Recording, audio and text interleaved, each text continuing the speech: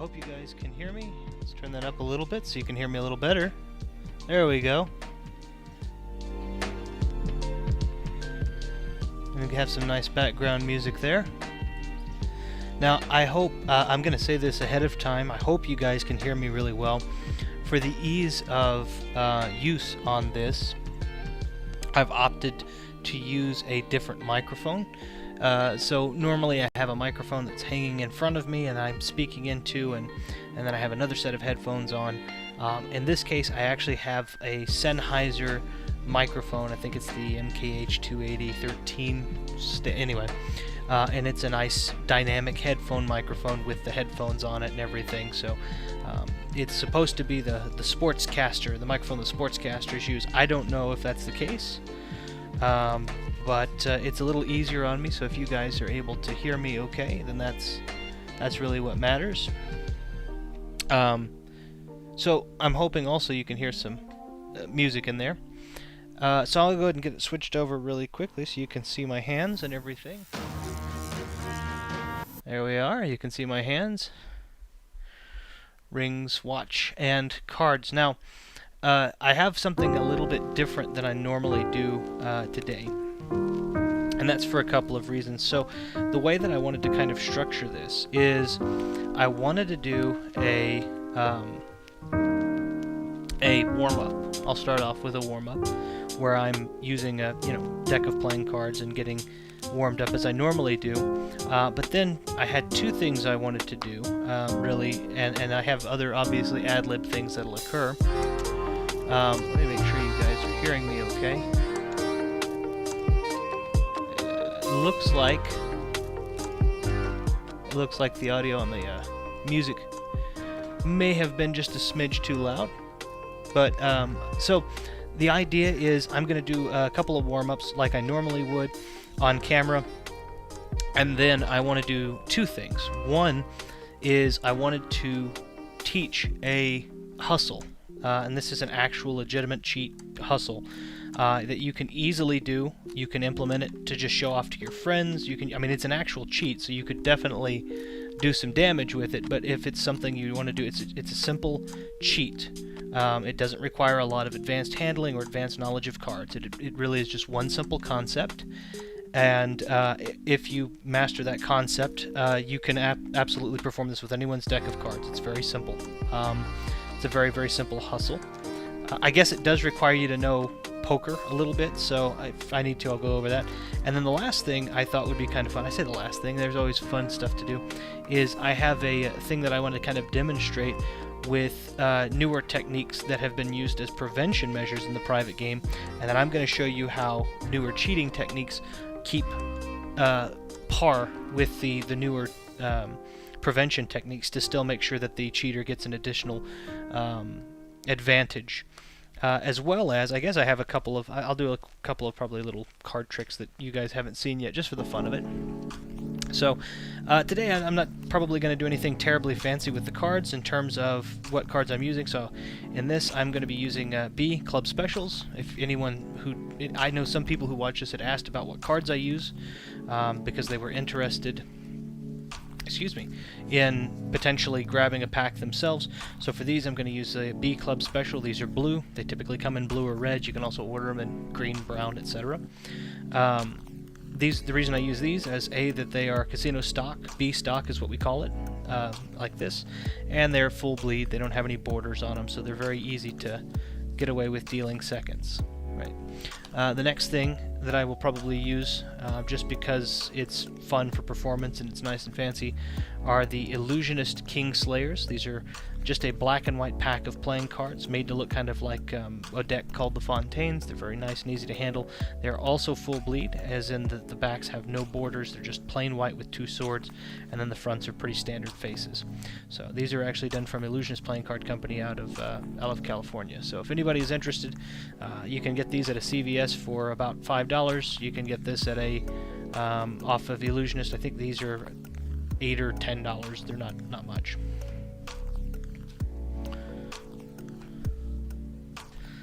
Alright, so I'm going to do a couple of warm-ups real quick. Just kind of let the music come in. Now, yet again, as I said, I'm using a different microphone than I normally use for the sake of ease. I want to know if it sounds good, if it sounds muddy. If it doesn't sound good to you, let me know. I'll go ahead and switch back to the other setup. It would only take a second, but this is a little bit easier for me. So just let me know if that works for you guys. Let's do that. All right.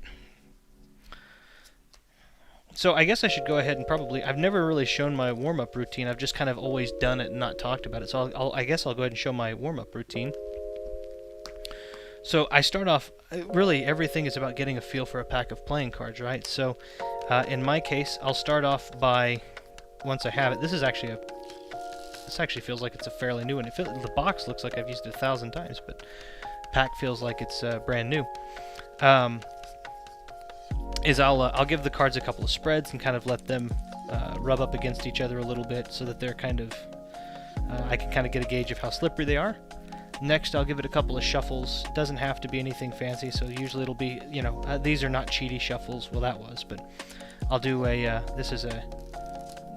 casino procedure, you do shuffle, and then you do shuffle, and then you do running cuts, up the river cuts, etc.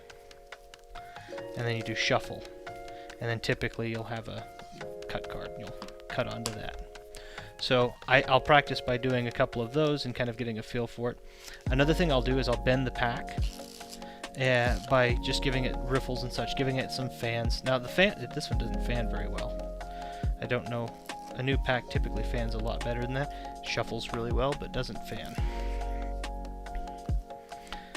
So just giving it shuffles and cuts, even these little sloppy shuffles where they're kind of, they don't look very good. Giving it a few of them. There we go.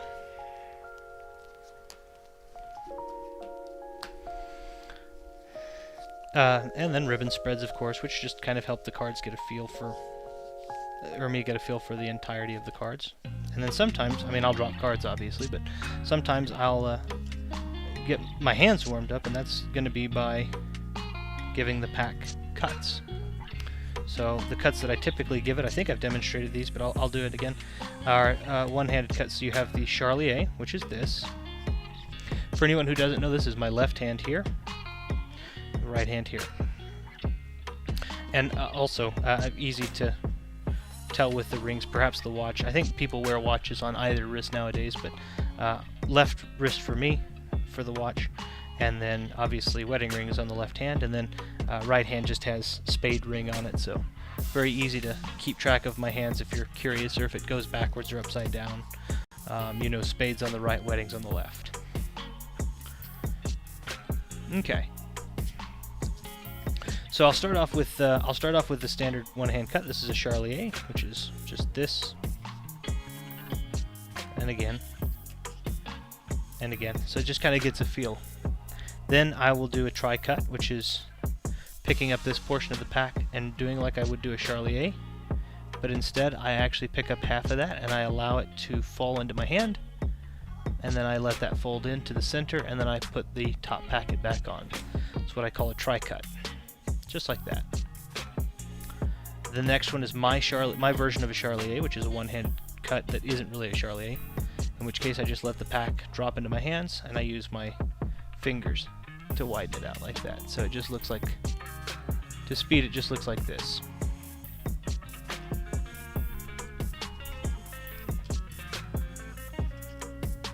And you can do it backwards too if you really want to. It doesn't really make a difference.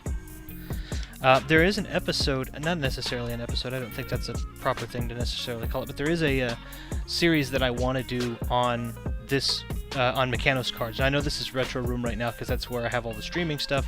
I'll eventually move it over to Mechanos cards. But one of the big things that I've liked to do and see done, and I'm going to work on that for hopefully the next, or the one after, the Shuffle Sesh after, is where I go and I compile some of the more extreme movie and television cartoony kind of gambling, where they show people shuffling in these random ways, and maybe try to attempt to do those types of shuffles, or take a shuffle and base it off of that. I think it'd be fun if you take something that somebody drew, because what people draw as being, for example, in a cartoon or in a movie that has special effects, what people can draw you doing with a pack of cards is much more impressive than what can actually be done with a pack of cards. But that doesn't mean I wouldn't try. I think I've seen what was it, Wolverine Origins, and he's throwing these cards around, and being able to juggle 5 cards like that in the air, that's definitely not something that I think anybody can actually do. Not because they're not talented, but just because there's so many factors. There's the wind and people breathing and humidity and how those cards are, if your hands are sweating, those cards aren't all going to go up consistently. So that I don't think can necessarily be done. But I developed a way to more effectively and more accurately fling a card one-handed onto, and that's a very small example. I'll eventually show how I do that, but you can actually shoot. You can actually shoot cards, and I'm doing it like this, but I can actually use this same technique to shoot a card, a few hundred feet. If that's what I need to do, I can use that technique to actually shoot a card, probably 100 and 200 feet, maybe 150, 200 feet. So there's that.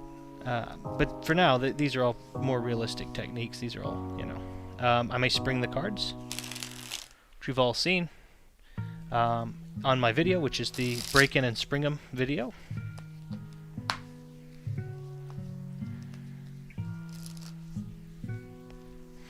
And then I start with the cheaty shuffles. So, for example, in this case, I won't necessarily demonstrate how these all deserve a video, but a push-through shuffle. This is what's called a push-through shuffle. Whoops. And you got a pretty good, that's almost a tutorial there. But push-through shuffles are like that. And then I would follow those with a series of box shuffles or up the ladder, kind of circular up the ladder cuts. And I normally do that in a weird way. So ace of spades on top here, and I'll show. And as I go here and as I cut the pack, I still retain control of the ace of spade the entire time. So that's why I'm practicing that specific cut. And if you do it right, it looks pretty smooth. It looks like you're actually messing with the cards. And then the next piece of it, of course, is just having individual packets, just cutting the cards. There's something comfortable to me about the sound of playing cards, about the shuffle of playing cards, I think.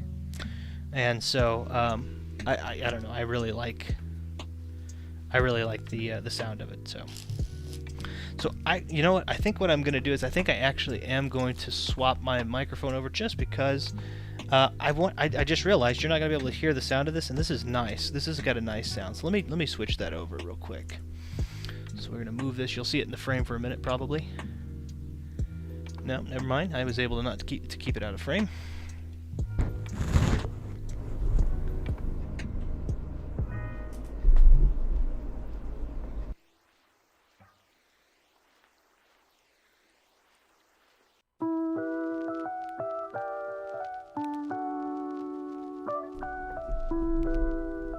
Okay, can you guys hear me there? There we go, nice and clear. Alright. So that might sound a little bit better, maybe a little bit louder in contrast. I wanted to try the other microphone just because, but you can't really hear the cards shuffling. So, I don't know if this is... Let's turn that down just a smidge. There. I don't know if this is going to be perfect, but at the same time, hopefully you guys are hearing some nice music and such. The headphones that I was wearing had a microphone, but they are a little,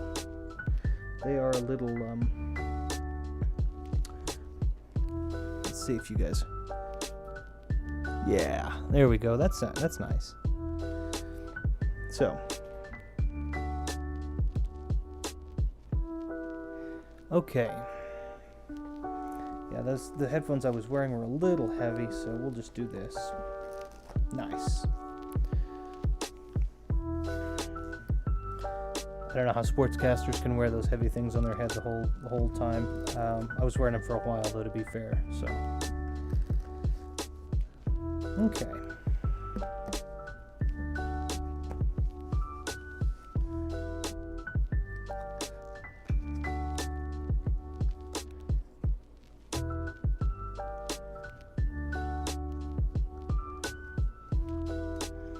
Ways to hold out cards are another thing. So another bit of that is the Tenkai. I don't know why I'd hold out a 4, but I would hold out maybe a, let's see, what's a card I would actually hold out? That Queen's fine. So I'd probably hold out something like the Queen there. And in doing that, I have the Queen. As I come up to shuffle, as I come up to riffle, I would do something like this. Square the pack up, and here I'm holding the Queen out. So again, here, to here, to here, to there. And I've got it here. Now, as I do, the reason I would do something like that is if I cut the pack, you guys are seeing on what we would call the exposed angle. But if we did that, as I cut like this, I would drop off that card on the bottom part of the pack, I'd come back and I'd cut. So if I'm wanting to retain this Queen, for example, as I come to square up the pack, I would push that off, and my finger, this right here is the angles are a big important piece, especially when you're doing it in a gambling arena. But this part of my hand right here blocks the field of view from them, of the pack. So as I come back like this and I push this off, if you're anywhere over here, you can see it, but if you're anywhere over here, this is perfectly shielded. So we have the Queen of Clubs. We come up, and the Queen of Clubs is put into Tenkai position. This is here. As that happens, my wrist kind of stays on the table so that the card doesn't peek out from below. And then I cut like that, and as I come back, I can just deposit the card and drop it back on top. So the cut looks like it's fair, and then technically it is fair, but I'm keeping one card, and that's a big advantage in a game. So now in that I would deal seconds. That's another practice warm-up. I now have that Queen right here, and then my next card would be whatever it is. It's going to be some whatever it is. We'll do it random. It's a 5, so I have Queen 5.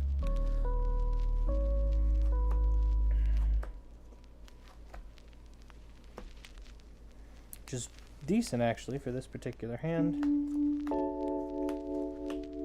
So I actually have queens in this, which would be the playable hand. And in this case, it happens to be losing second to that hand.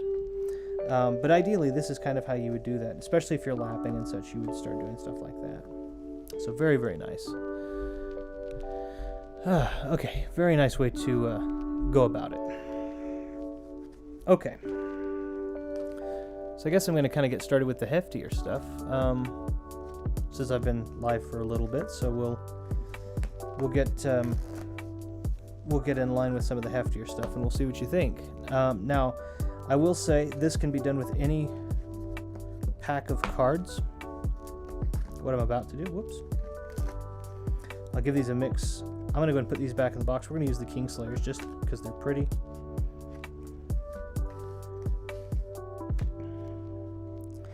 And I'm going to teach this cheat.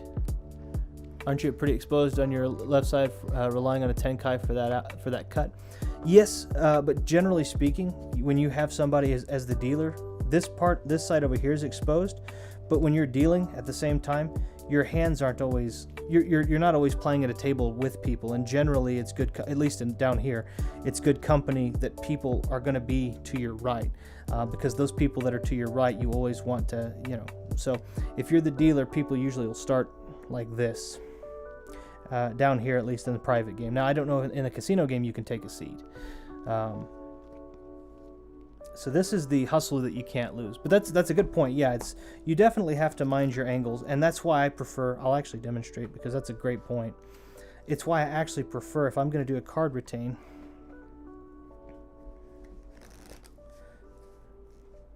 Let's do this. By the way, welcome by, Jack. I don't think I've ever seen you here. I know you had subscribed fairly recently, and I very much appreciate that. I do most of the stuff on my other channel, but to be completely honest, I've purchased a lot of stuff on this channel that doesn't translate to that one, so I'm using that to make a more pleasant viewing experience for everyone, hopefully, on this channel, and then I can migrate the whole video with all of those accoutrements into the Mechanos Cards channel. So the way I prefer to do it, honestly, is a kind of full cover. Let me get a little limbered up here because I usually take a little while to get adjusted.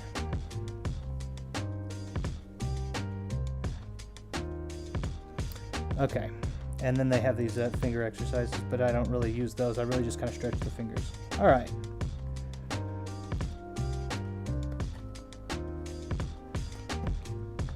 Okay, we're good. So yeah, no, you make a great point. So what I prefer, Tenkai is kind of the easy way to palm. Generally, you would definitely use for example, when you're doing like a muck, and I've demonstrated this, you would use a classic palm. And then as you use that muck, you would come up like this and you'd lap, right? But generally, Tenkai is kind of the easy way to jump into it. But if I want to do especially if it's just a single card, I'll actually do it with multiples though. But this applies much more easily to single cards. So we have the 4 aces here on top. And then as I give the pack a shuffle and a cut like that, right? For most people, that seems pretty fair. Also, if I give it a series of up the ladder cuts, like that seems pretty fair. And those you can do with anyone anywhere around you. But I didn't change anything. Matter of fact, I didn't change the order of the entire. It's hard to prove it in this case, but I didn't change the order of the entire pack in that. So especially if I'm just retaining a couple of cards, that's kind of how I typically will go about it. But it's also a lot more of an advanced technique for somebody who's just getting used to the feel of one card. It's very difficult to suggest doing that with 52. I do show a full sequence of this. I've got music in my head, so let me turn that off there. So in my case, I do a demonstration on the Mechanos Cards channel, which has there's a TikTok. I think the video is called I'm on TikTok, and it's about 30 seconds, and it shows the casino procedure, which in standard is shuffle, up the ladder cuts, shuffle, and then in a lot of cases you'll have a cut, but generally you can pass it to the right, ask them to pass, cut, or shuffle, and then the dealer reserves the right to shuffle last generally, but a lot of times he'll just cut. So that's how I prefer to do it. Now the Tenkai, like I said, the Tenkai method is just basically the beginner's version if I wanted to do this. Another way to do it would be Gambler's Cop, which is, in my opinion, a little bit easier, but at the same time, it's got the same problem. You're exactly right. Somebody that's over here is going to see that. Another thing to do, though, it's not an uncommon gesture, is as you're doing a classic palm like this, and you're down in the standard position like this. You're folding your fingers. The same principle applies with the Tenkai, except for your fingers even if with windows, your fingers are a little bit more shielded. So the big area is this right here, this top-down view, and generally, if you're playing off the table like this, no one sees that because that's a pretty good angle. So, but that's definitely a great point. Being mindful of your angles is definitely a huge deal when you're doing any sort of performance. Now, if you're actually taking these to the tables, if the objective is to actually take this to the table, and you're going up against a whole bunch of people, I absolutely don't recommend. I don't recommend cheating in general, but if you're going to do it, you better make sure you blend in, and that's one of the big things too. If you're actually trying to, like I said, I'm not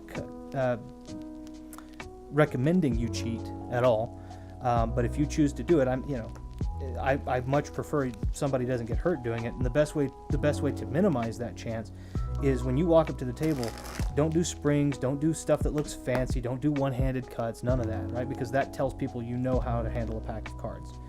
You take your cards, if you see people shuffling overhand, you shuffle overhand. All right, just like that.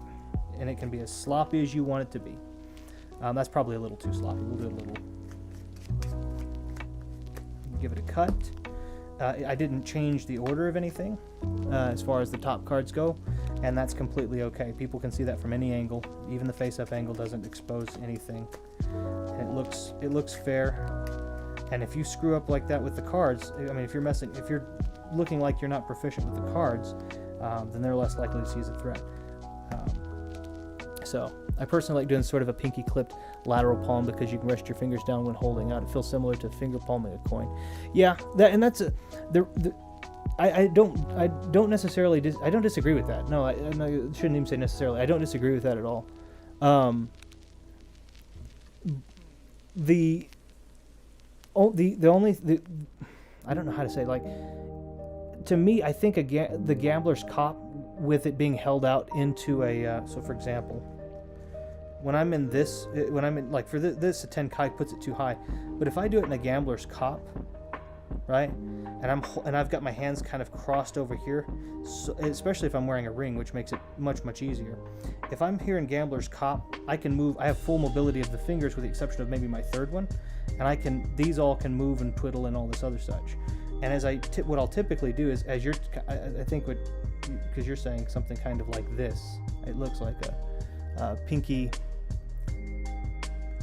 You're saying kind of like this. All right, if I'm correct. So you're saying something kind of more or less like this, and then you're back here. So that's essentially a gambler's cop, but rather than using the third finger, you're on the pinky, and then when you're holding out, it's off the table. Which I think that's definitely a great idea. If that's the case, that's definitely a great idea. The only problem I've ever had with that is if which I guess you probably have it up here. But the only problem I've ever had with that at all is if to me, at least on me, if I'm doing it the way you're describing, or the way that I'm understanding you're describing, my wrist is kind of at an odd angle. So if I do it like this, right here, my wrist has to kind of, the cards are kind of at an odd angle for me. But that could just be because I'm not practiced at that specific holdout. So that's also, that's definitely a great idea. So, yeah, so, the biggest thing that I've always done is just, like I said, if I'm going to give the pack a shuffle, and I'm going to give the pack a cut, or whatever I'm going to do, I'm typically going to, as I'm doing this, as I'm playing with the cards, I'm typically going to be cheating in a way that is with me shuffling the pack, right? So, so long as I'm able to shuffle the pack, any shuffle can be cheated, right? So as I'm doing that, it's one of those things where I'm holding breaks and such. I'm not really holding loud breaks either. I'm not a big fan of, like, I'll pinky count before I do any of that, but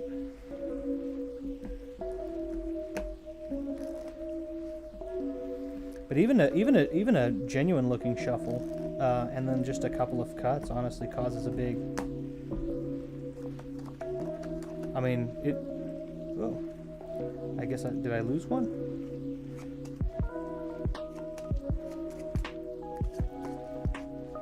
Let's try something here.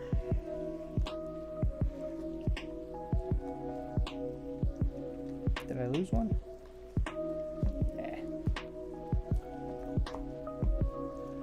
Okay. So yeah, definitely when that's the case, whenever you're holding out, that's the case. One of the things, this is one of the fun ones. I'll show this. I'll go ahead and use these over here.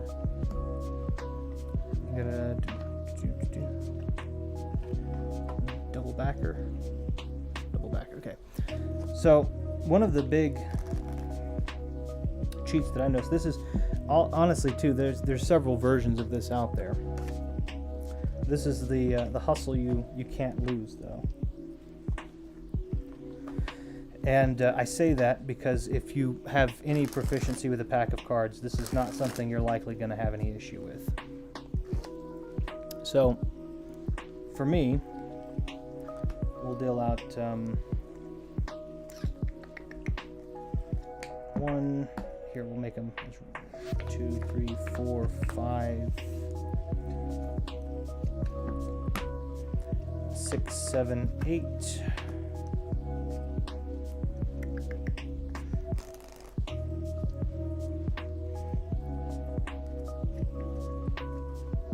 9, 10.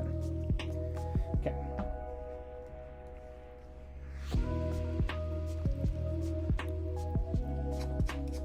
What are those cards you're using other than bees? These are the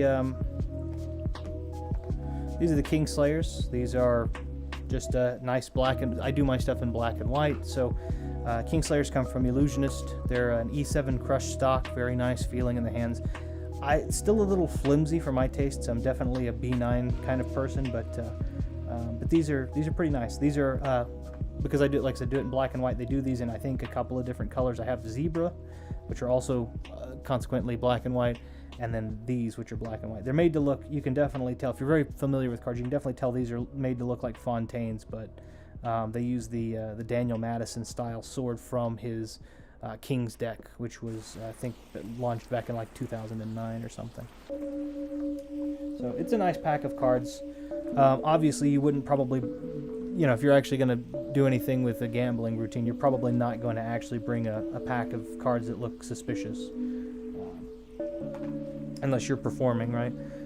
I like the Bs because they're full bleed. These are full bleed as well, but the black and white reminds me of old school Daniel Madison videos. Oh yeah. Daniel Madison's I'm a huge fan of Daniel Madison.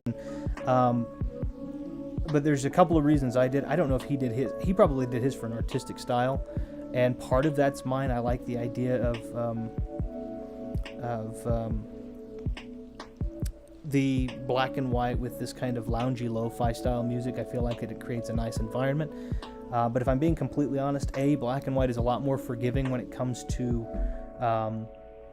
things that are on the mat and such. And then the next piece is that they are, I'm not a great color corrector. I'm not great at doing color correction. So rather than having something that looks exactly like it is, black and white, it's easy to see, it's easy to read, it's high contrast, right?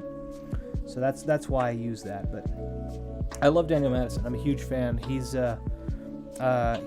put out, I've read many of his written works. I have Devilry, the 2020 revision of Devilry from him, which was a brilliant book on specifically his holdout, which he has a pretty brilliant mechanism for. It's not a single card holdout either. It's a full deck holdout called Tut, and it's a brilliant idea. I highly recommend if you can track it down. Devilry's a little expensive, but it's literally all of his work for 20 years, I think. Yeah, I think it was like $200, but every secret that he's published out there. I also should have some other decks of his coming in, which are great. He's one of my favorites. He's sadly not my favorite, but he's one of my favorites. I'm a big I like Steve Forty a lot, and Richard Turner's really great, and so on and so forth. But so in this particular hustle, this particular hustle is a little. Did I do too many? 1, 2, 3, 5, 6. Okay. So in this particular hustle, the idea is, if it can be done, we'll make it, that's a little, I don't want anyone to be able to just get a royal flush right off the bat, so let's try to do something that's not going to give people a royal flush, just some randos here, seems to be. So this is a concept that I think was brilliant, and it was not taught, I don't believe, it was just demonstrated by Ricky J, and I believe it's called a correctly structured drama. It was a thing done in the late 80s, early 90s, I believe, and it's a brilliant concept, but once you've cracked the code, it's super simple to do. And so the idea is you're going to play a game called Showdown. Showdown's 5-card stud, essentially. You have 5 cards, and your opponent has 5 cards. It's made for 2 people, and you're going to end up playing them. I do one rendition. If anybody gets a chance and hasn't seen Ricky J's correctly structured drama, it's, I think, like 7 or 8 minutes long, if even, and it's well worth the watch. But this is essentially the technique that's being used in it, and it's super simple. Does not require any proficiency with a pack of cards. Okay, so I'll demonstrate firstly. So the cards get mixed up. And the way that I do it is I'm going to, and you can let them mix them as well, but this does add some twists, so I'll get to how to handle those in a second. You have a pack of cards here. We have 10 cards. It's enough for 2 hands, a 5-card stud. I say I'm going to deal them. I shuffle them in front of the spectator, or the opponent in this case. You put up the money and you say, okay, everybody, we get 5 cards, we go. So 1, 2, 3, 4, 5, 6, 7, 8, 9, and 10. Okay, so they've got 5 cards. I've got 5 cards. I can peek my 5 cards. Okay. And then they can peek theirs. So in this case, they're holding on to a pair of 3s. That's a very weak hand, and I have them beat with a pair of 7s. So it's not quite, or I actually have 7s and jacks. So it's not quite a double Duke standard, right? In this case, they lost by a lot. Try it again. But I say this time I'll minimize the contribution. My contribution is the dealer. And instead I will deal 3 cards to everybody, and then of the remaining 4, without looking, I'll let you choose if I get it. So in this case you say, you want this one, and you want this one, and I get these 2, okay? Doesn't matter what you say. And so your hand is a pair of 3s again. It's not always going to be a pair of 3s, I'll say that much. So that means I have the jacks and 7s again. Alright, let's try this again. This time I'll really minimize my contribution quite a bit as the dealer. In fact, I'll do the minimum amount for me to have actually been the dealer and give you 1 card, give me 1 card, and then let you pick where they go, right? So you can say this one goes to me, this one goes to me, this one goes to you, this one goes to me, this one goes to you, this one goes to me, and then these 2 go to you.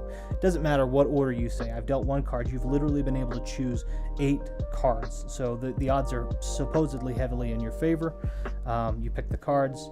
You have jacks and 3s. That's actually a pretty strong hand. So in this case, I'm a little bit more scared. However, I have 3 of a kind, 3 7s, so I win. 3 of 7s beats 2 pair. 3 of a kind beats 2 pair. So this is actually a super simple version of this, and I think that I don't think Ricky Jay ever taught it. I believe Houston Curtis taught it. It's not anyone's, as far as I'm aware, it's not really anyone's technique to teach. It's just a thing that happens. It's a phenomenon that happens with a pack of playing cards. But it's a relatively simple. Houston Curtis, of course, is a brilliant card sheet as well. If anyone has it, cardsharp.com, I think, is his website, and he has a really good channel. It's a small channel, but he definitely knows what he's doing. So in this case, the idea is that you have, well, and I guess I'll do it this way. I've seen it in a couple of instances done this way. You deal 1 card to each, and then you say, do I get it or do you get it? You say you, me, you, me, me, me, and that means you have to get that, right? So you know you've got 3 of a kind and jacks right there. Right? That's a good hand. And yet again, same situation. I have 3s and 7s. I have 3s full of 7s specifically, so that's a full house, and I beat 3 of a kind.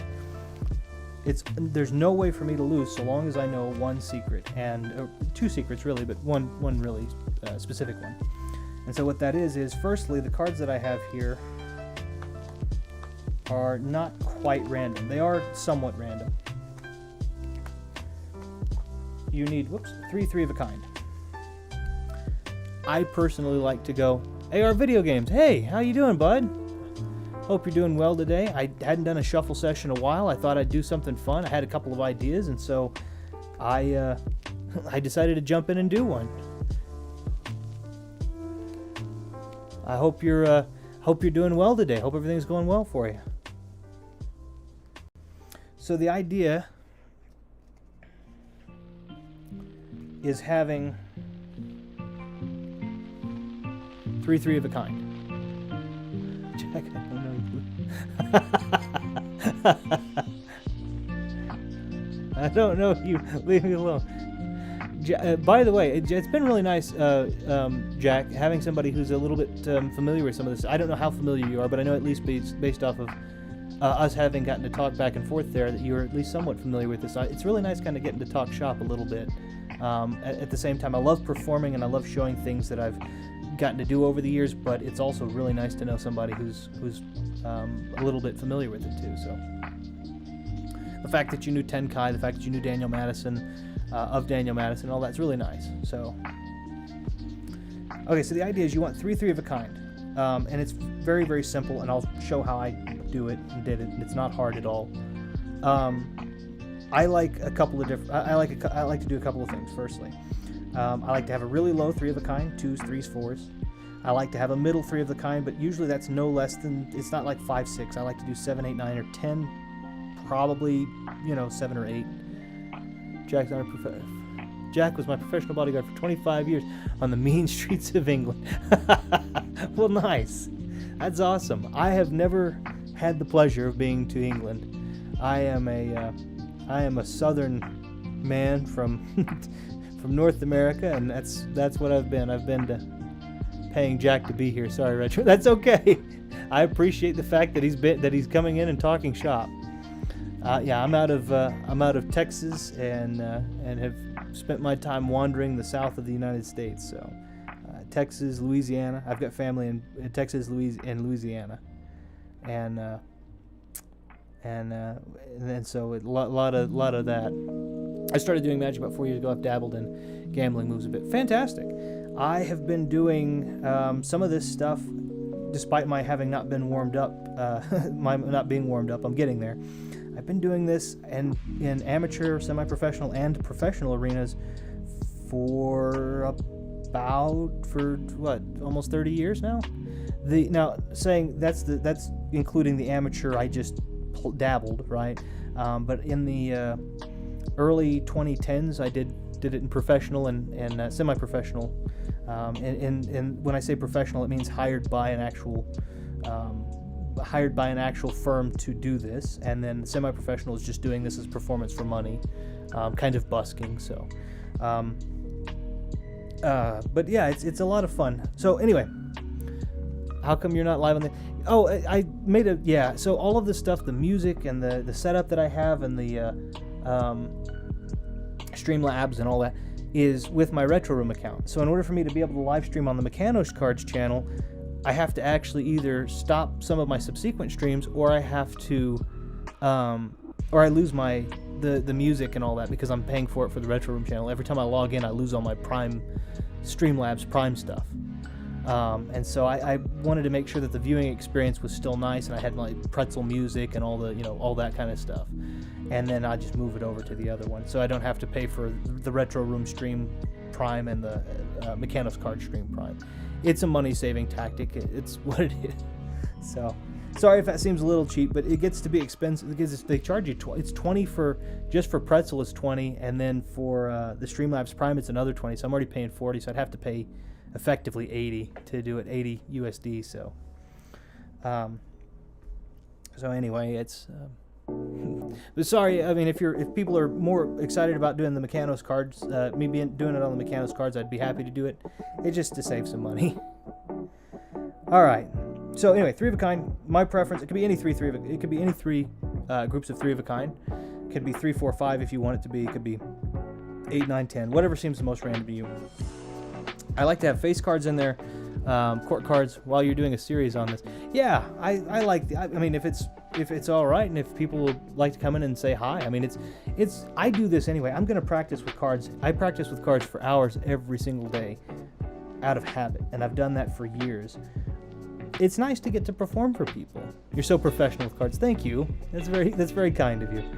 I enjoy getting to perform for people. It sometimes gets them to go wow. It sometimes gets them to smile.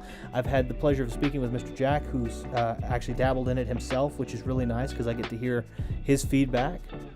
I remember seeing the movie Rounders. It was funny. Yeah, Rounders. By the way, Rounders is I don't use them, but Rounders is actually that's an actual cheating apparatus. It's a way to cheat actually. It's referring to shavers that round the edges of the cards down so that you can feel certain specific cards. So, but yeah, I just like getting to perform. I'm going to practice anyway. I'm going to have a pack of cards in my pocket, in my hands, at all times. I do that anyway.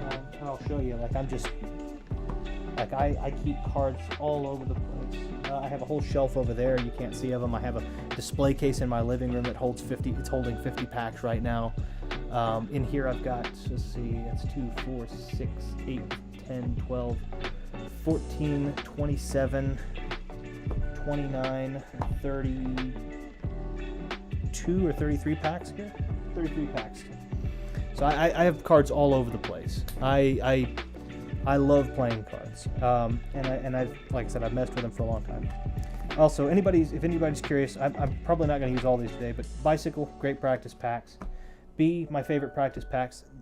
For Jack, who's familiar with them, these are the Daniel Madison Rounders, luxury playing cards. Rounders, these are not his Rounders. I'm sorry, Celestial, you got me. He does have Rounders, but these aren't them. These are the Dealers, which are full bleed in a beautiful green kind of casino pattern. Okay. I've dabbled in cards myself too. I actually wrote a birthday cards, Christmas cards, many cards over the years. Well, I've never dabbled in. I have no talent in that, so that's fun. You can easily make a living out of this. I used to a long while ago. About a decade ago, 11 years ago. Ash does credit cards as well for the right price. Trade you a Visa for a MasterCard. What is that? Oh, I can't remember what it is. The black card, the one that has no upper limit. So I can't remember, but I appreciate it. I would love to make a living out of this nowadays. It's a lot harder now, though, than it used to be. I was in Vegas at that time was the reason, and it just so happened to be a right place at the right time. For me now, it's a lot harder around here. Just because of the distancing and such, even though that's kind of starting to let up, it's, I've never had the pleasure of handling a Madison due to shipping prices. I stick to bikes. No, that's fair. Madison, so, Illusionist maintains some of the rights to some of the Madison packs. Here's my recommendation. These were the dealers. These came out. I've had these. These are thanks to my buddy Tank. By the way, Tank, if you ever see this or if you're watching, huge thank you to you for this. This is amazing. But he and I started buying up. He was he wanted to learn, and I was teaching him. And he and I got into it. Madison was with Theory 11 for a time, and he made some decks like the Players. I have a deck of those. My wife got them for me, and they're amazing. But these are all bicycle stock. They're just crushed stock, single crushed stock, or casino stock. So they feel really good. If you want to know what his packs of cards nowadays, he's doing his own thing. He's left Illusionist a couple of years ago, and he's doing his own thing, and he sells cards at madison.co.uk, I think it is. Shipping prices aren't ridiculous. They're a little pricey. They're pricey for them to come from there to here, but I don't know if it'd be as pricey with him being out of England and shipping out of England. I'm not sure how that works. I think for me, I have 3 decks that are coming from him. I think I have a deck of Advocates and 2 Chateau decks coming to me, and I think it was like £15 shipping, which is for overseas is not, absolutely asinine, so to speak. Black and white choice always make these look really cool too, man. Thank you. I want to create this kind of. I like this kind of as I said earlier, I'm not real great at color correction, but I also like the idea of this 1950s, smoke lounge casino, lo-fi music in the background kind of stuff, So, if you want an idea of what it feels, 38 decks. There's one right there. If you want an idea of what it feels like to handle new decks of Madison, though, my recommendation, Cardamundi, out of Belgium, bought out USPCC, US Playing Card Company, and their premium cards are out of either 2 decks, right, E7 or B9. So if you go to illusionist.com, I'm not sponsored by them, I wish I were, but if you go to illusionist.com, he has another channel solely for... Oh, thank you very much, AR, I appreciate that, I really do. If you go to Illusionist and you take a look at the Kingslayers, those are the E7s, and then if you take a look at another one called the Knights, specifically the Blue Knights, I believe, but if you'll take a look at them, you're looking for Luxury B9. Those are the same stock as his stuff, and the shipping is very, very inexpensive. So, they feel good. Bikes are great. Bikes are phenomenal, though. I don't know... if you guys, I don't know if yours are printed out of the same as the place as ours, because I know the packaging is different, but ours are printed out of Erlanger, Kentucky. They shut the Cincinnati factory down. The Cincinnati ones were amazing, so if ever you find a Cincinnati pack, it's worth a lot of money, A, and B, it's well worth it. They feel amazing. They'll have a, I can't show you that. Unlike these regular bikes here that have a black seal, if you find a Cincinnati pack, they'll have a blue seal on them. Sometimes they'll have a stamp, but most of the time they'll have a blue seal. Obviously, they'll say on the bottom, these are Erlanger, Kentucky. If you find a Cincinnati pack, snatch those up. Those are amazing. It's called AR. Oh, you already know, yeah. AR, I have absolutely zero qualms, by the way. If anybody hasn't, I'm going to throw this out there because I'm sure everybody should. It's almost common sense to me. If anybody has gotten the chance to, I appreciate you guys for checking me out, but I go live once or twice a week. One time Retro Room on the video game side, and one time Mechanos Cards on the card side. But AR has constantly been uploading some really great content, from Jedi Fallen Order to Biomutant to Knockout City. So anybody who is here who hasn't had an opportunity, definitely check out AR's channel. It's a lot of fun to see some really genuine. It's great gameplay. It's great. I mean, it's very appealing, but at the same time, it's really fun to see the genuine reactions he has to some of the stuff that comes in. It cracks me up. So I'm going to throw that out there as a high recommendation. So. Okay, I'm sorry. I keep getting sidetracked, but I want to make sure I'm talking with you guys too. So in this case, as I said, three of a kind.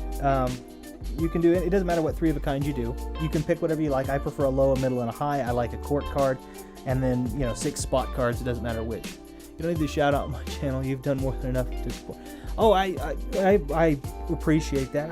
It's been a lot. It's been a lot of fun. So I feel like I feel like it's absolutely deserving of at least me putting it out there for everybody. So, but I definitely enjoy it. I have a lot of fun with it, and the way I look at it is if I'm having fun with something, I like to share it. Like these cards right here, I have fun with it.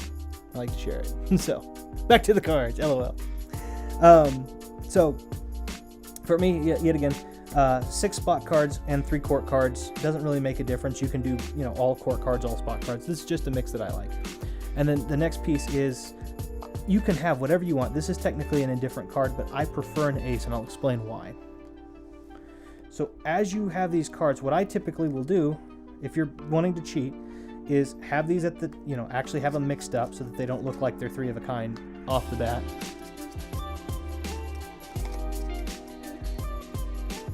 Okay, don't look, the jacks stayed in 3 of a kind order, so we'll just kind of mess that up a little bit. Okay, so have them kind of mixed up. Most people aren't looking at this. They'll see pairs, but they're not looking at 3 of a kinds. You have this, and you have this at the top of your pack, right?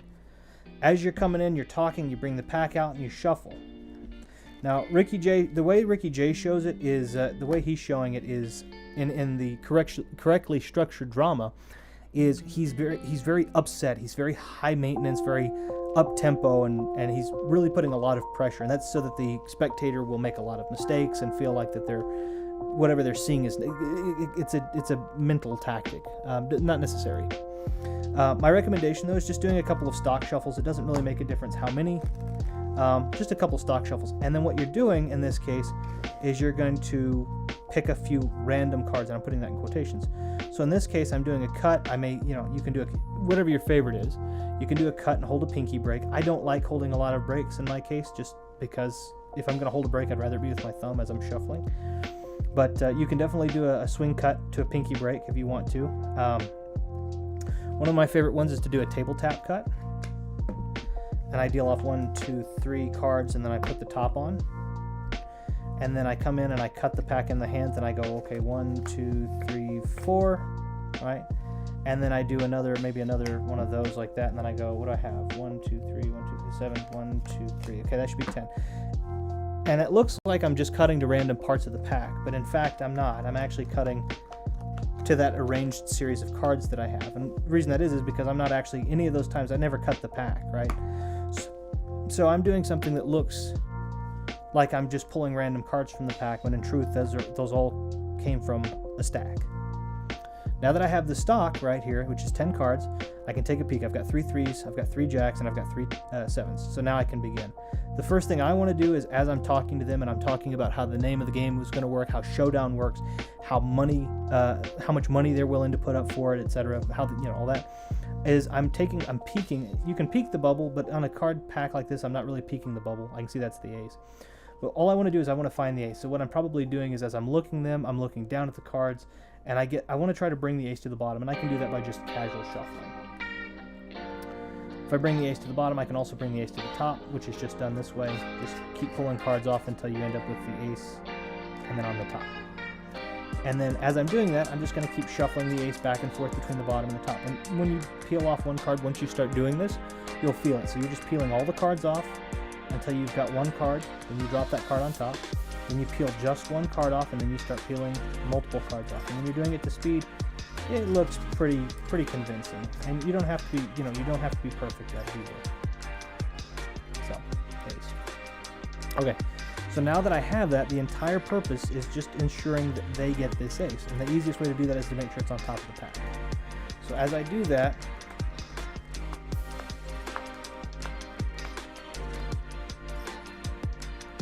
I have 3s and 7s, and then they have a pair of jacks. 2 pair beats 1, etc. No matter what hand they get, so long as they have this ace, they're going to lose. It doesn't make a difference, so long as you make sure that they have the indifferent card. And if you make it an ace, they're extra incentivized to want to have high card, because they don't know that every combination of this will make a hand, right? So they think the best thing for them to do, the best strategy for them to have, is have ace, so that they can have ace high. So if I show them this card, oh, I want that card.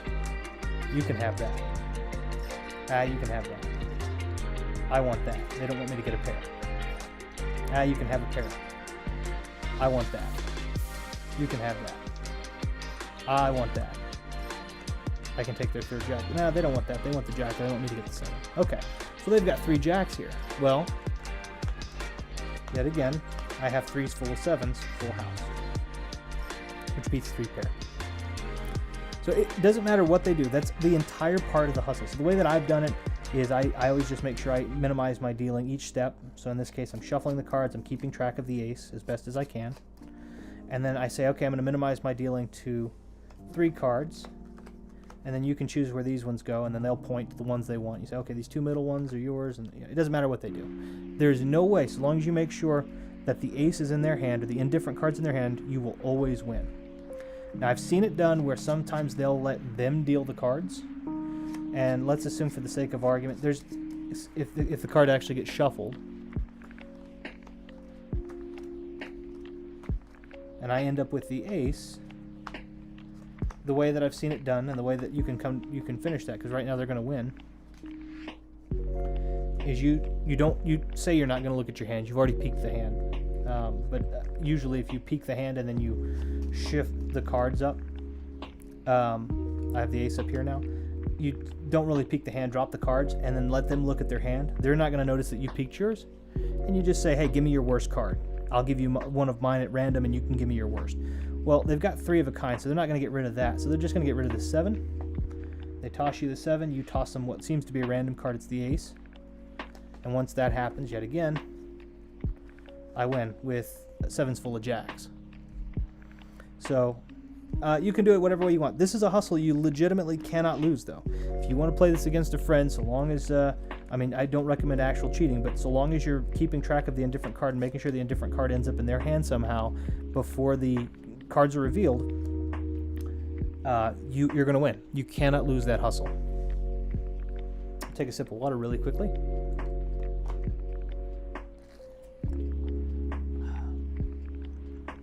Okay, so yeah, that's legitimately a hustle. That's legitimately a hustle you can't lose. Now, I don't know if Jack is still here, but for you, just because it's fun, I'm gonna put these up. Since you are dabbling in, you said magic, I'll do a quick magic trick. Simple one.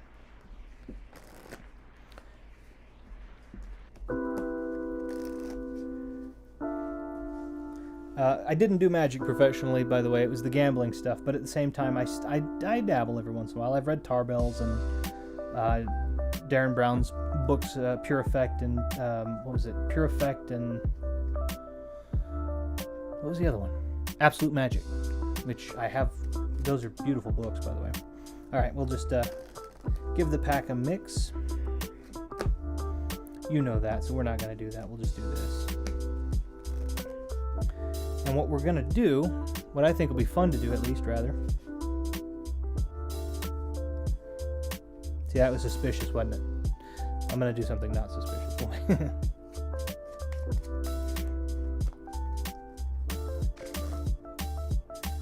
Oops, I don't want to.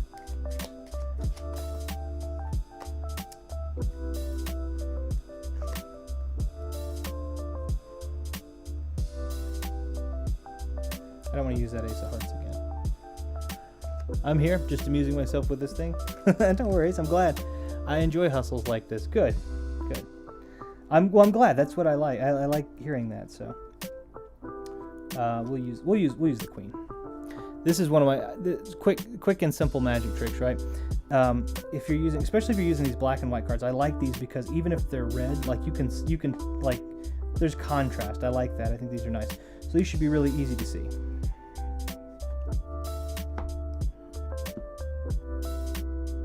No, wait.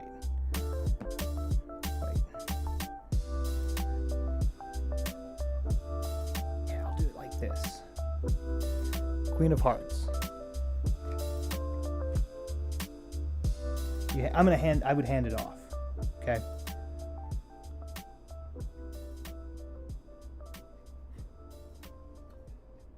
No Queen of Hearts. Right? No Queen of Hearts.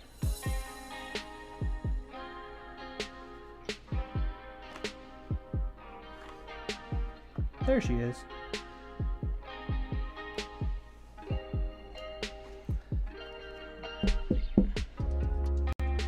So I don't know I'm not the best magician.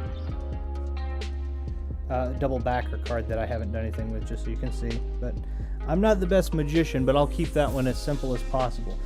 There is the I like breaking what they call what is the two good clause, right? And the two good clause is if a trick is so good that it can only be done one way, it has to be done that way. That one right there is a super simple trick. It doesn't require any fancy moves or embellishments. So I'm pretty sure you'll figure out how it was done. But if you don't, well then I'll be happy. So yeah, one of the things that I was going to show though, let me put this on. I'll show you this. I'm going to show you. Nice, man. Thank you. It's a simple one. I'm not a great magician. I'm much more of the hustler type, but that keeps things easy. I'll give you a hint. Duped me, I think. The only hint I'll give in that is I told a lie. I won't tell you where I told a lie, but I told a lie in that performance right there. I'm glad. It's always fun to fool somebody.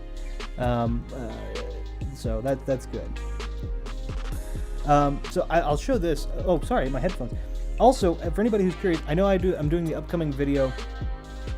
Everybody spoke, and I appreciate all the participation. I'm going to be doing the upcoming video on all the gear that I use for the channel, and I am going to be throwing in, just so people are aware, I am going to be throwing in the camera that I use for Mechanos cards and software. So if anybody's, I'm going to give everybody everything, because if they know what camera I'm using here, then they may use it for a webcam on their streaming channel. So I'll include everything if you're curious. These are my headphones though, so. I'm going to put these in. These are Sennheiser HD6XXs, which I really like. So, and I'll show you this. This is pretty neat. I get to share one of my favorites, one of the legends with you. So I'm going to do that if I can.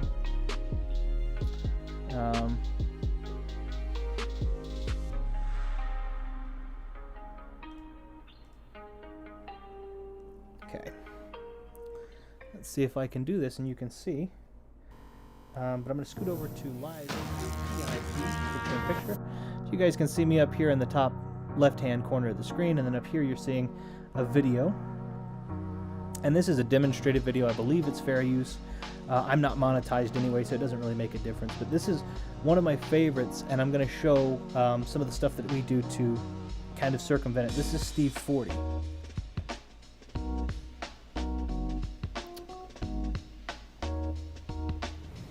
In the private game. Now, I guess I should probably make sure you can hear what's going on with him. Let's see.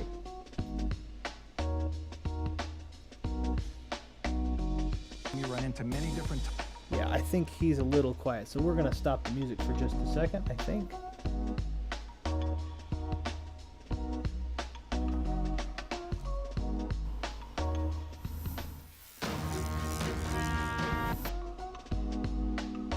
We'll turn it down a little bit.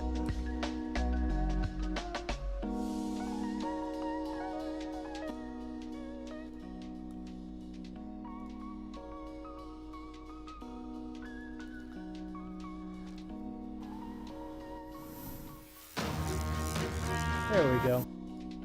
In the private game, you run into many different types of shuffling procedures. The old-fashioned overhand shuffle is a weak way to mix the cards. You're just moving them in clumps. If you shuffle the cards in the hand and cascade them like this, you're exposing too many cards. It's a great In this case, video. The ace of spades could easily be cut thin into play, you may know that it's one of the player's hole cards. Learn to shuffle the cards like the professional casino dealer. Yeah, this is I believe this was part of his this was the introduction video to his GPS gambling protection series. Casino table riffle shuffle, and it's the best way to shuffle the cards. But he shows some stuff that I'm a little bit more leery on here, and I'll show you what that is. In the private game, pay special attention to the cut. We all know the player to the dealer's right has the option of cutting the cards, but he also has the option of riffling once after the dealer, with the dealer reserving the right to complete the cut or even shuffle last. Let's see if I can, I want to move to where he says... Remember the old adage. He says something specific. I want to move to that really quickly. This time we take a look at one of the oldest tricks in the book, the legendary... This is the type of move that can be devastating. So he's talking about the bottom game, deal in this. Handed game. This is the type of move that can be devastating in your private game. There's a very simple way to protect yourself against it. Take the time to find one of these plastic cards, cost you a couple of bucks, or use a joker face up from another deck, and after the shuffle, simply cut to the plastic card. This simple step, cutting to the cut card, will help prevent against this form of cheating. So in the case of this particular one right here, this is one of the big ones. He says take a joker or a card and have it upside down. But all you do in that case, and John Scarney was one of the big ones. I'll take the half the deck. He said this was a big indicator if somebody was going to use thin parts of the deck or half of the pack. And so if you take a cut card, what we'd call a cut card, and you turn it face up, then what happens is somebody starts doing Greek deals, where they're dealing off the top of the pack, and then they're dealing from the center. They're dealing from the center, the second from the bottom card right here. And so what happens is, as they do that, they're pulling back this card, and they're dealing this one. Now you say this one peaks, but in a lot of cases, you have your thumb here just like that, and that's doing that's hiding all of the action. And then you're dealing this next card down here. One thing about Steve Forte is everything he does is weirdly fast, like unnecessarily fast. And that's another thing too. Is I agree with you. I like the idea of slowing it down. So I'll demonstrate the. I'll do a second here. When you're dealing cards, especially when you're doing it, and you're not. This is the concept of running without being chased. All right. So I'm gonna do. Jack of Spades is my card for whatever reason. Jack of Spades goes on top. For him, when he deals, I agree completely with you. Push this up a little. I agree completely with you. Is he does a lot of, he's dealing like this. It's really fast. And that's part of it. That's kind of the running without being chased. I'm not saying you don't deal fast. If you've got 6 people, you want to make sure everybody's getting their cards quickly. But if I have the Jack here and I'm able to deal very slowly and very smoothly, right? It doesn't look like I have anything to hide. So that's in addition to, it's not only is it Jack's here, right? Yet again, try again. Cards come back. Jack goes on top.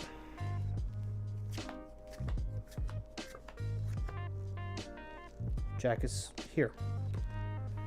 Yet again. So whatever I'm trying to hold out, and obviously the ace would be the better one in this case, but I'm just using the Jack as a demonstrative card. But even as you're shuffling, he does this. Like, you don't have to run with, if you're not being chased, don't run. So light shuffles, nice little light shuffles. I guess I should probably come back to the live scene. If you're able to do it slowly, if you're able to pull slowly, there's something about that has a better sense of that you're not cheating, right? Let me try that again because I was talking and not focused on dealing. But that's not, I'm not going fast at all because I'm not being chased. And there's the Jack. Now, if I've got 10 people at the table, right, that's a different story, right? And also, that's got to be a stud game because there's no way that with a single pack of cards I'm getting 50 cards out there. But I'm not going, like, if I'm dealing, let's move these all back here. Let's get an actual ace. Let's get the ace. We'll use the ace of hearts here. As I'm shuffling methodically. I'm doing it in a way that's not annoyingly slow, but it looks like I'm comfortable. And if I look like I'm comfortable and I look like I'm doing something that I look like I'm being fair, we'll do that. Let's get a face card for the. We'll do bullets in this case. Actually, we'll do just because it's a strong poker hand. I'll do ace of hearts, ace of spade. But if I'm going slow and fluid, burn a card. 3 cards out.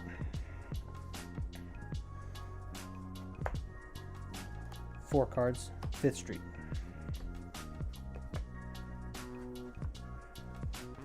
Bullets. I'm slow, I'm fluid, I'm methodic, but at the same time, I know I was supposed to burn before 4th and 5th Street, by the way, to speed up the demonstration. The slower you're going, or the smoother you are with it, the better.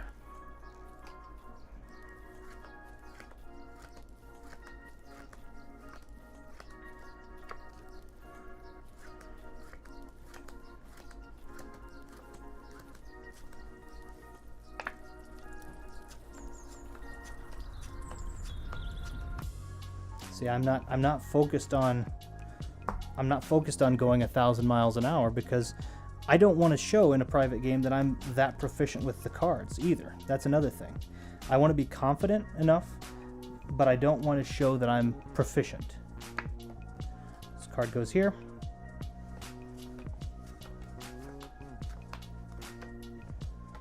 Fair. Now we'll do blackjack. Queen of diamonds. 19, 16, 20, 11, 16, 21, 5 or 15, 15, 17, and then we have to move back. The point is,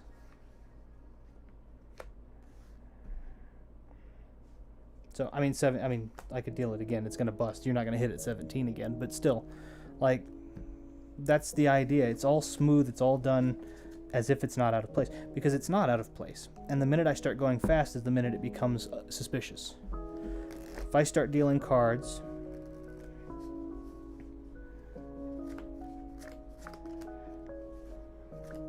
I mean, like, I can't even do it.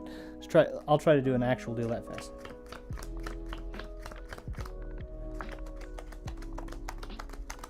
I mean, I can go fast, but to me, it just feels like that's suspicious. It feels like you're looking for, it feels like that's what you're trying to do.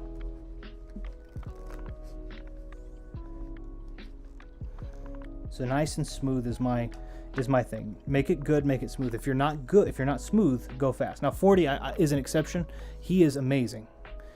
He just happens to go fast. So I'm not calling him out on that. I agree with you wholeheartedly that if you're slow and smooth with it, it's more comfortable.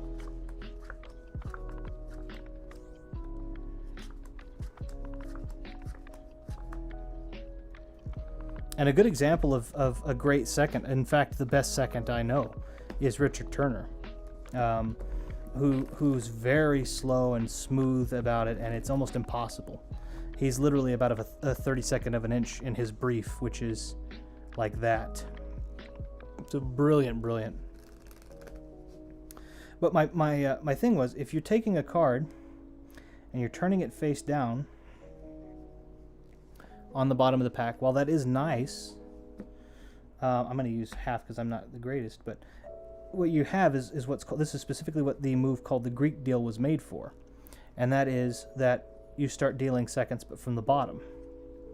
So yes, they can't peek that card, but if they have stock, ace is here,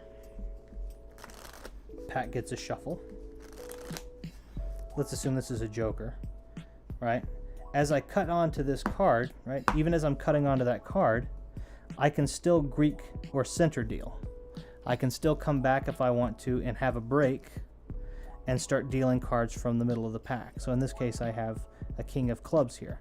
And then as I come back, I'm literally just going to pull from the center of the pack and do that. Now that's not how you would do a center deal.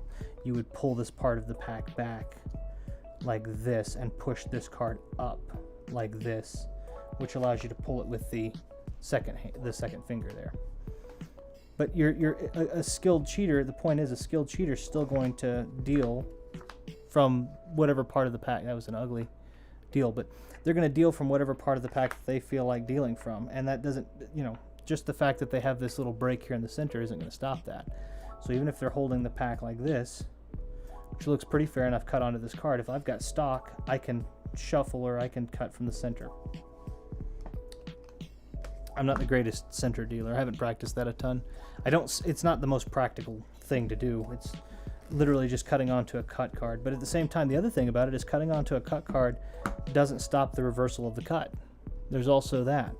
So I have, if you have a jack, a lot of times what they'll do is as they cut the cards out like that and they're waiting for you to complete it, a lot of people will come back in and actually swap the cards in hand.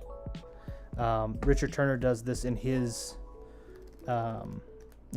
gambling demonstration. He actually swaps the packet by picking up the packet here, and then as he picks this packet up, he comes over here, but as he does this, he pulls this packet over with his finger and he scoops it back under the other packet and replaces the cut.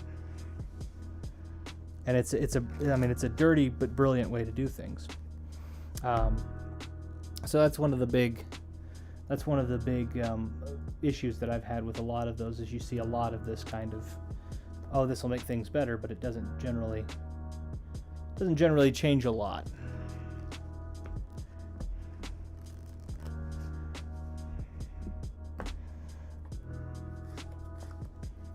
Yeah, smooth.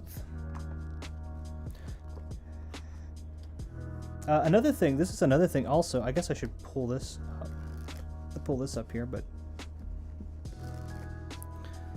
one of the biggest things that I've noticed is the getting caught of the second card. And one of the things that I've noticed to help expand that, which I think is a brilliant idea, it doesn't work for me, but that's me just being set in my ways, not because it's not a great idea, is as you're in mechanics grip and you have your thumb over the pack here to deal seconds, a lot of people use their thumb to run the other thumb across so that it looks like they're running the length of the pack, but they're really not touching the cards until they hit the brief, which is right here.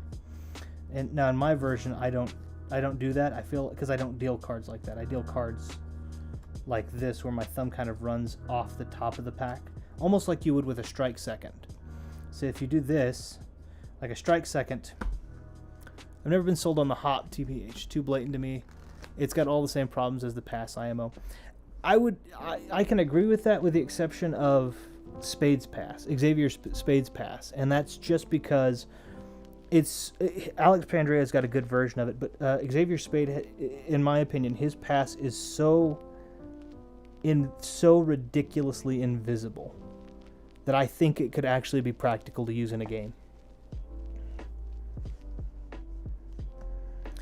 I agree that the hop is a little bit rough. I can agree with that. On the pass, though, I think Xavier Spade has probably one of the most invisible passes I've ever.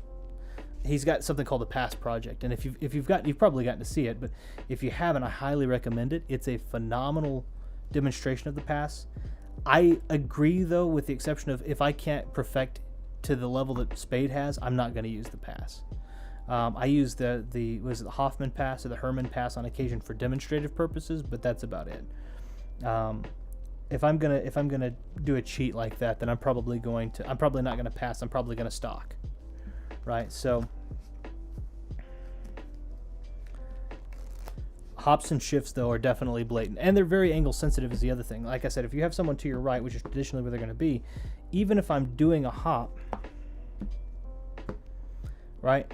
Even as I do the hop, or I come back up, or however I want to do it, I still have this matter of angle sensitivity, where I'm picking up a pack of cards that has this opening, which that's not a hand position for a hop, but you get what I'm saying. So if you're doing like a hop or a shift or something like that, it's got to be really invisible, or they have to be really at a specific angle, which in my opinion is over almost always to the side of your dominant hand. If you're left-handed, it's a little bit out of luck because most people are going to set to your right. Let's see. So yeah, I agree. I would prefer to do stock in my case, and you can also do riffle stack, right? You can also I'll do a quick.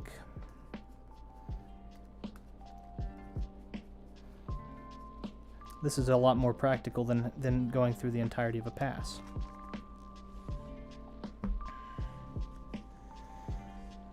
And believe it or not, I mean than a pass, I guess. Now it doesn't. The only problem is it only works if you're in a specific way.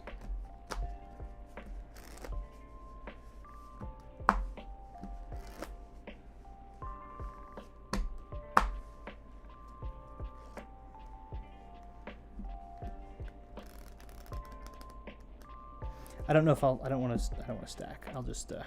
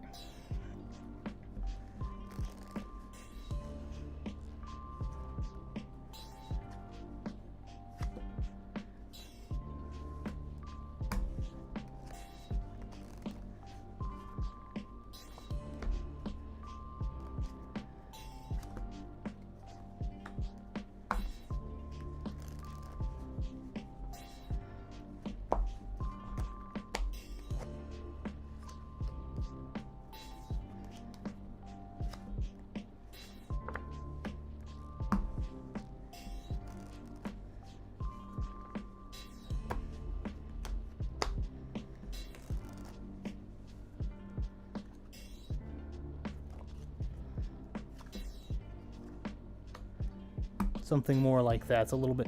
I mean, granted, that's a lot more. That's a showier version, but the same basic principle would apply in a lot of those cases. And then if I needed to stack 4 or 5 in that same principle, but I would stack more cards, or I would deal seconds, or I would, So another thing is also having the altered deck, right? So if I have a pack like this that has sanded edges, if I've put sand work in on these, as soon as I fill those, even if they're not in stacking sequence, right? It's almost impossible to detect. So if I've got sand work in on these, then I start dealing. Let's see if I can do this. Okay. So if I have sand work in for whatever reason, so in this case right here, I'm going to deal this out. But then as I come to this one, I'm going to deal this out. So let's say I'm feeling the aces, right? So the next card's not an ace, just so you know. But if I deal like this, it is. So you can even switch up how you're doing seconds as you stack. There's a whole lot of... My point is, and it's not just with 2 cards. I'm not just doing 2 hands. I'm just demonstrating how you can switch up the nature of your deal to match the game parameters. And it's so much easier to do that and so much more invisible to do that than it is to legitimately to do a pass in a lot of cases. And also, if all 4 cards aren't in that pass or stacks not in that pass, you're just replacing the cut. So, but that's my basic idea of it. So. Now, I do think that in a single card retention, it's a little bit different, and I'll demonstrate that, because I also believe heavily in sequences, because I think sequences look more natural. So I'm going to lose the ace, lose ace number 2, ace number 3,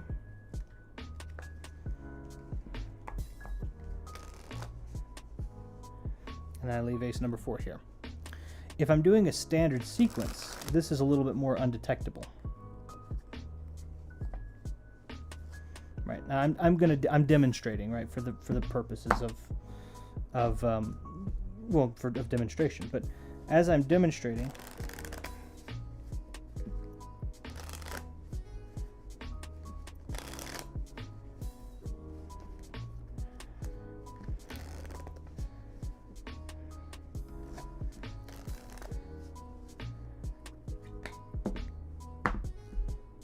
so that looks like that's a full sequence there. and it looks mostly fair. It's not at all fair, but it looks mostly fair. Those sequences, I think, are a huge game changer, because it's the brain is following one move at a time, and that's why the pass is somewhat impractical. But when I'm doing something like a single card retention like that, or stock retention, even what I did before, the mind is sitting there going, okay, there's no, like, he put the card into the pack, he shuffled, he cut, he's doing everything, he took the cards back out, and he did exactly what he's supposed to do, and the cards still, ended up in his hand. They assume that that's probably just luck in that case. I don't think, like, I can show you exactly what I've done with that sequence. This is impractical. You wouldn't necessarily demonstrate this, but as you're picking cards up and sloppily putting them back in the pack, the same principle applies. So I'm being a little bit more blatant in demonstrating that I'm putting it into the center of the pack, cutting the pack. And just so you see, I'm not cutting it back to the top or anything like that. Shuffling the pack, giving it the up the ladder cuts as you normally would, shuffling the pack. So, I mean, this is a sequence of events that looks fair. Bottom card's not the ace, top card's not the ace, right? It's a sequence of events that make this single card retention look fair. This can be done with multiple cards too. And then I can cut the pack and I have the ace. So I don't know why that I feel like the least complicated thing to do is more motion and more moves, and the more complicated thing is the single move, right? Because if you do one move, everybody's just looking at you to do that move. But if you're doing a whole bunch of them, people are looking at it going, okay, this is fair play.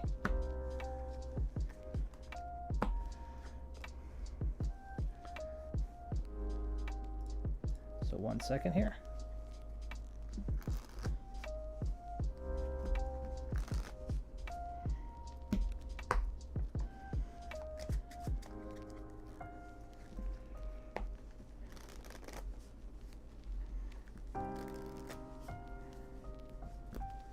There we are. Now I want to see one of the things that was put up here real quick.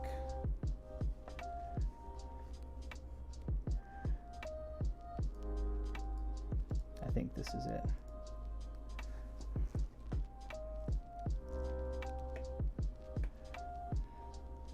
Let's just do that real quick. I'll switch it back over so you can see. This is one that really, I've never seen this happen in an actual game, private or otherwise. Should probably unmute him. Faked. Now here's a new deck sequence. In most poker games, cheaters are trying to control small blocks of cards. But don't think for a second that they can't control all 52 cards.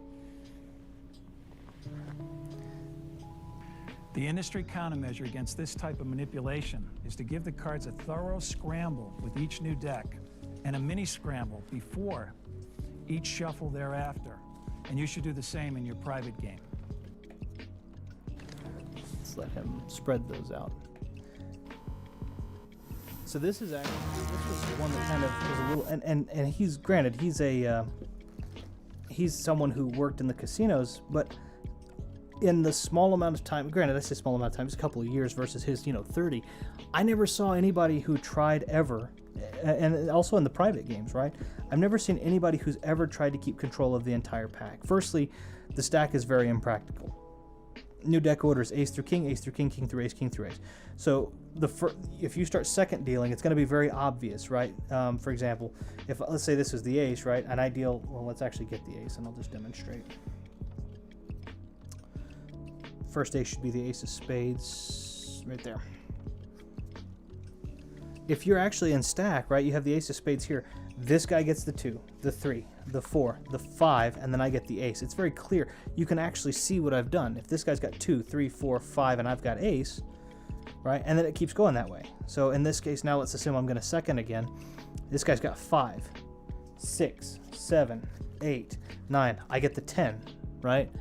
That's kind of how that would go. And so it becomes very obvious because everybody's going to be like, okay, we have 2 cards of suit next to each other. You know, something's going on. I've never seen anyone try to do that. But the industry countermeasure against keeping control of the entire deck, I know if you're saying, oh, well, if the entire deck is in stack, that you might do that. There aren't any card games that require the deck to be in full sequence stack either. And it's understood in private games generally that the hand is going to rotate. Everyone's going to get a chance to deal. So the way it typically works is, let's say I'm dealer number 1 in a private game. After I pass to the right, this guy can cut, shuffle, or knuckle. Let's say he knuckles, I come back, I can cut or shuffle. If he cuts or shuffles, if not, if he knuckles, I deal. I guess the only way that could become worth it is if you really have an elaborate cooler plan, but even that doesn't seem worth it. Well, and if you have an elaborate cooler plan, it's got to be in stack already, right? So it's a red pack. You can't tell the difference, I'm sure, on this, but this is red, this is blue. Assume this is my cooler. It would be because it actually is cooler. But if this is my cooler right here, the way that I would cut, and he does it in the video, is I would have another pack that would be the same color, and then as the pack is passed to me, I would do exactly what I had done in the first place, right? I'd have the pack in hand. I would scoop this pack off and cut this pack up. Kick the camera, but I would scoop this pack off into my lap, and then I would lap the entirety of these cards, and then I would cut these cards.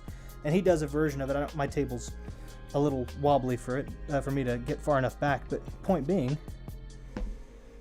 is if you had it in a really interesting stack sequence, maybe that would be worth it, but even still, if it were worth it, I mean, it's just a series of, all he was doing was push-throughs and pull-throughs, and then he did pull-throughs, rather, and then he was doing false up the ladders, or box shuffles, which is fine, but the problem I have with that is, the industry countermeasure, what he said the industry countermeasure is, I'm going to use the red pack for now because it is actually cooler and more pleasant to the touch, is he says it's the countermeasure is to shuffle and give it a casino wash. I'm going to show you that the casino wash is how the casino wash traditionally will get cheated. How I've seen it cheated and how I've done it myself as a demonstration. Not for money. Ace of diamonds. Okay, now this is assuming that there's a card that's been peeked, and so there's a 2 out of 52 chance that you're going to find something, but generally it's still an advantage. It's a pretty huge advantage. Is as the cards get picked up, the queen gets peeked and a bubble is made right here, which gets peeked as well, and it's very difficult probably to see that on camera, but there's actually a bubble right here that I've made, and that's why this technique is called peeking the bubble. And as I poke this piece up, I can see that's the ace of diamonds, so I definitely want to maintain that. So all I do as the cards are getting washed is keep my eye on the ace of diamonds, because as the cards get scooped up, what I'm gonna do, and I should probably do it, make some room here so I can actually do it.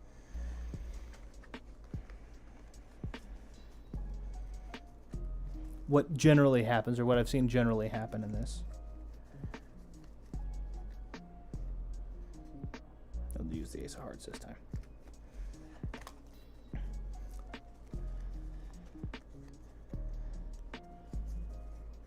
Okay, so I've got my card, I peek the bubble, I see that ace. The cards get tossed as I'm tossing them. Now, this is as the dealer.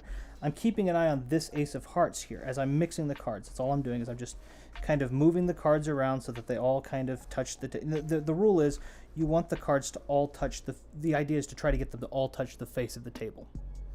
Okay, now as this is all mixed up here, I start bringing the cards back together. Now what it's customary to do is take one of the cards that's on top and scoop it without looking at it, scoop underneath it to pick all of them up, face the packet outwards like this, and then immediately roll the cards over into a pack. Now casino wash precedes standard casino fare. So then after the wash goes shuffle, shuffle, up the ladder cuts, and shuffle.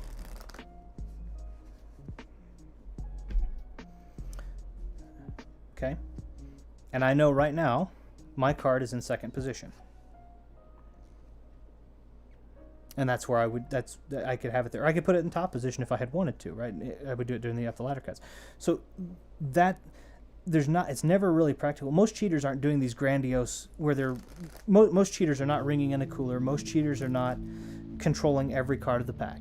Most cheaters are either controlling stock, and that stock is typically no more than a few cards, and that stock probably has some edge work or something to it done, and just to make sure. And then the other thing that's being done is a single card is being kept.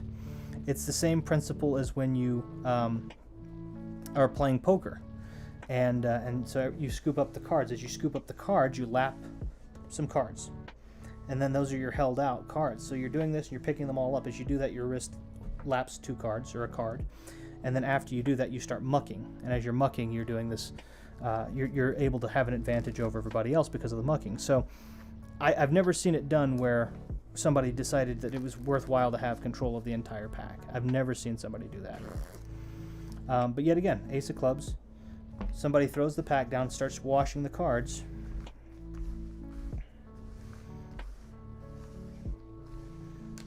Oops.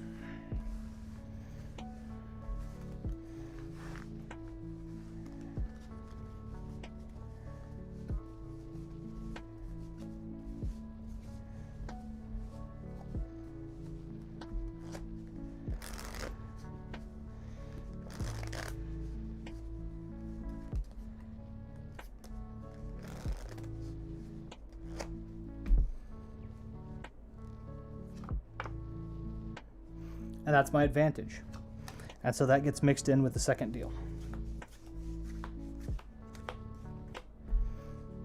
And that's the advantage. That's all I need is that. Now, I mean, this guy had the ace of spade, but we were using this for demonstration.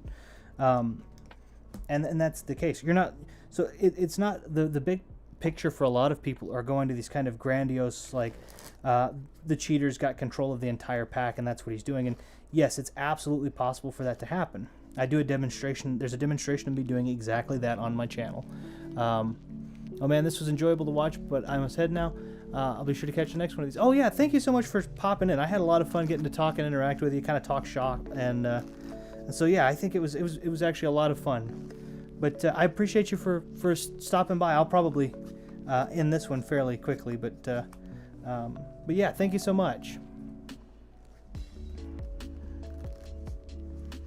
So yeah, a lot of people think that the dealer's doing these grandiose, he's always holding out the royal flush and all this other stuff. And honestly, in a lot of cases, the cheat's not doing that. And it's not because he can't do that.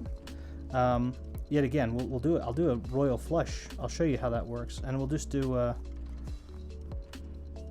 let's see here.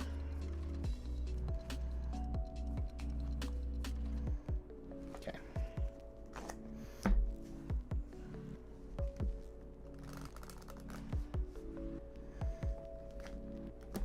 Probably wouldn't use that one, but you might use this one. I don't think you would use that one generally, but we'll do this.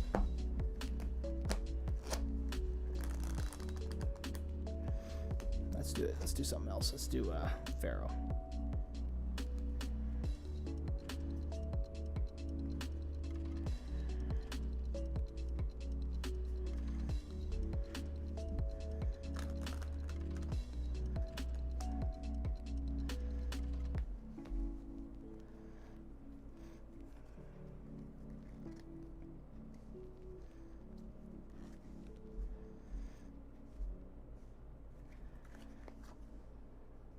Okay, that's right.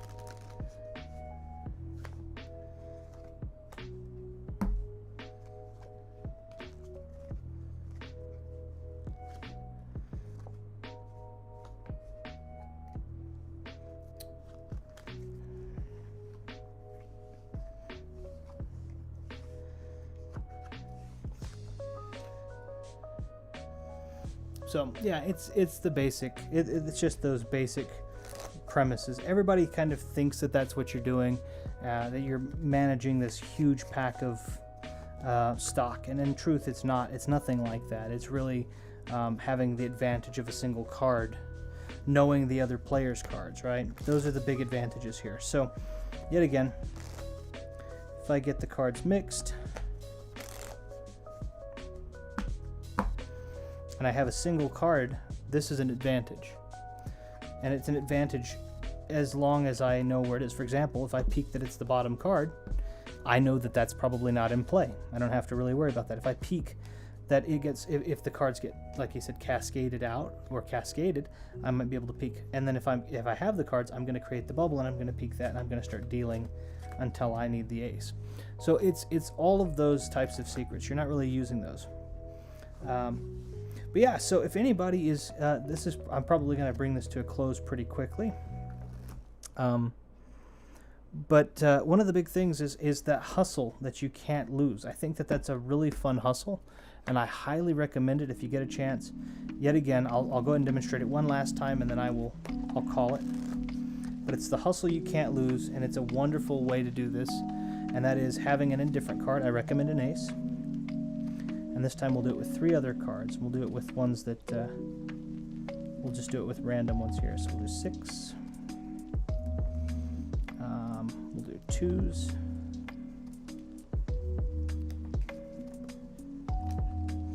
And we'll do kings.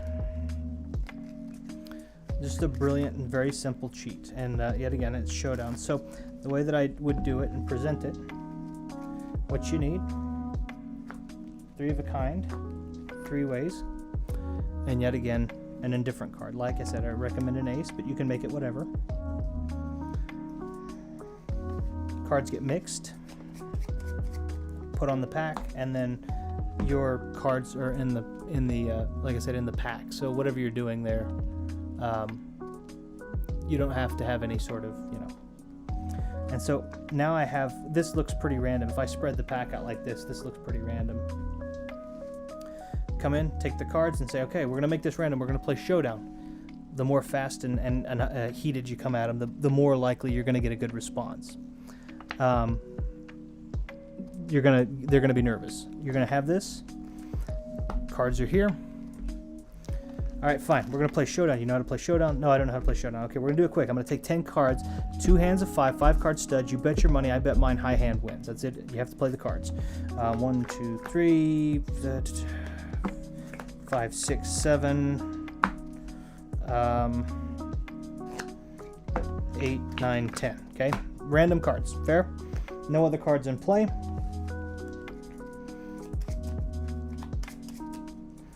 Keep this as easy as we possibly can. I'm going to deal them out. Okay, random. Fair? Good. Okay, I'm going to deal these out as easily as I can. Give them a good mix. Make sure no one knows what's going to happen. I'm going to deal them out.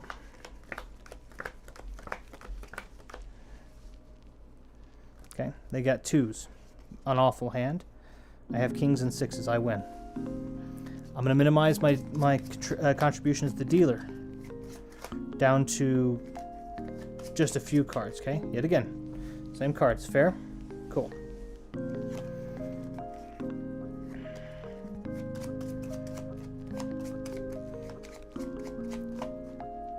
Still watching, man. Just playing some No Man's Sky. Oh, no worries. I appreciate it. I really do. And then you have the your card again. 1, 3. You can let them choose if you want to show them. You probably don't want to show them, but if they see, they're going to say that they, so just let them choose. They say these 2, you say these 2. They got kings. That's a great hand. I got 2s and 6s, so I win. And then lastly, you just minimize that contribution one more time. Shuffle. Shuffle. Shuffle. 1 card, 1 card. Let them choose. They want that one. They want me to have this one. They want me to have that. They want that. They want that. They want that. And I get these other 2. And yet again, they've picked. They've got 3 kings. That's a strong hand. and I've got 2s full of 6s. So it's just a brilliant way to be able to, it's just a brilliant little hustle. I don't recommend using it for money, but most people don't know that. If you give the indifferent card to them, they'll lose. It seems fair. You can ask them to play the game with you. You can ask them to shuffle, them to cut, but you know one secret that gives you the advantage. And so it's just, like I said, it's literally the hustle you can't lose. And yet again, if they do ever deal, if they get the cards and they deal themselves and you get the ace, right? Yet again, all you have to do is, as you scoop up the cards and you see, if you see the ace, shift it. It's on top of mine. They say okay. They're going to look at their hand. In this case, they've got 2s and kings. They've got 6s and kings. They're going to want to get rid of this too. So say, give me your worst card. I'll just give you a card from my pack. They give you a 2. You give them an ace. They think it's going to be. They think, all right, you know, I have an ace high on top of all of that. And yet again, I have 3 2s. That beats 2 pair. So hope all is well. Yeah, all is good. It's pretty good. It's just practicing as I usually do on this, and just having fun playing it. I thought I'd share a kind of neat little cheat. Just kind of a neat little cheat with everybody. I thought it'd be kind of fun to do that. So what I think I want to do, I'm going to make a compilation of it as best as I can for the next shuffle sesh, which will be probably next week. And I think what I'm going to do is I'm going to take some of the most outrageous card sleights in video games, in cartoons, in movies, special effects, all that, and I'm going to show as best as I can the real life versions of those, if there is one, and also going to talk about whether or not it could even feasibly be done. That's the idea. So I'm going to come up with that. Now, of course, I would love if anyone here has a scene or a character or any of that they've seen mess with cards in a really odd or fancy way that they think would be interesting to see a real life version of or an attempt to replicate, I'd happily take those suggestions. Just feel free to send, you can comment in the video, and I'll take it down before I move the channel. I'll take down your thoughts and jot them down on a piece of paper. I won't remove them, that's not what I mean. And I'll try to put together a video that demonstrates those and then talks about whether they're real or not, as well as hopefully demonstrates some of it. So please let me know if that's something that you have a suggestion for. Otherwise, I hope everyone's had a fun time. I've certainly had a fun time playing with the cards. And I hope everyone has a wonderful day and the rest of their weekend. And hopefully, we'll see you guys on the next Shuffle Sesh.